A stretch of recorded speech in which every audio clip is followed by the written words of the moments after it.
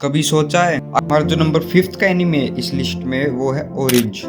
Orange शुरू में एक सिंपल स्कूल एनीमे लगता है, लेकिन एक लेटर सब कुछ बदल देता है। नाहो को फ्यूचर से एक लेटर मिलता है। लिखा होता है कि उसका दोस्त काकेरू मर जाएगा और उसे बचाना होगा। काकेरू स्माइल करता है, बट अंदर से टूटा होता है कि माँ की डेथ का गिल्ट उसके साथ है। नाहो और उसके दोस्तों का मिशन काकेरू को बचाना, बट ये इजी नहीं होता। एक बर्थडे पार्टी सीन आता है, सब स्माइल कर रहे होते हैं, बट काकेरू की स्माइल फेक होती है। ब्रो, उस स्माइल में जो दर्द होता है दिल को तोड़ देता है। एंडिंग तक तुम ये फील करते हो कि छोटी छोटी चीजों किसी की लाइफ बदल सकती है। और इन तुमसे सिर्फ प्यार नहीं, रिस्पॉन्सिबिलिटी भी मांगता है। हमारा जो नंबर 4th का एनीमे इस लिस्ट में वो है I want to eat your pancreas. नाम सुन के हॉरर लगा होगा, पर ये स्टोरी तो डायरेक्ट दिल पर वार करती है। एक लड़की जिसके पास जीने के लिए कुछ ही महीने बचे होते हैं, एक लड़का जो अपने आप में रहता है, इंट्रोवर्ट टाइप। दोनों की दोस्ती शुरू होती है सिंपल नॉर्मल, लेकिन अंदर ही अंदर डीप। लड़की हर मोमेंट जीती है, हैप्पी बबली।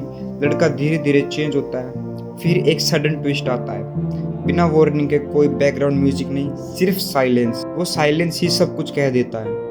एक बेंच सीन नॉर्मल बात होती है, पर उसमें कंफर्ट छुपा होता है। जब वो कंफर्ट चिंता जाता है, तब आप समझते हो कि फीलिंग कितनी गहरी है। I want to eat your pancreas बताता है कि कभी कभी एक अननोन पर्सन भी लाइफ का सबसे इम्पोर्टेंट हिस्सा बन जाता है, और जब वो चला जाता है सिर्फ यादें रह जाती है। हमारा जो सेकंड नंबर का एनीमे है इस लिस्ट में वो है क्लैंड। अगर तुम्हें लगता है कि स्कूल रोमांस सिर्फ प्यार तक ही लिमिटेड होता है, तो क्लैंड आफ्टर स्टोरी तुम्हारा पर्सपेक्टिव बदल देगा।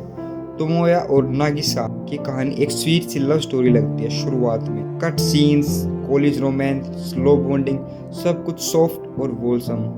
लेकिन जैसे जैसे कहानी आगे बढ़ती है, जिंदगी के असली चैलेंजेस सामने आने लग जाते हैं। शादी, जॉब, फैमिली रिस्पॉन्सिबिलिटीज और फिर एक बच्चा।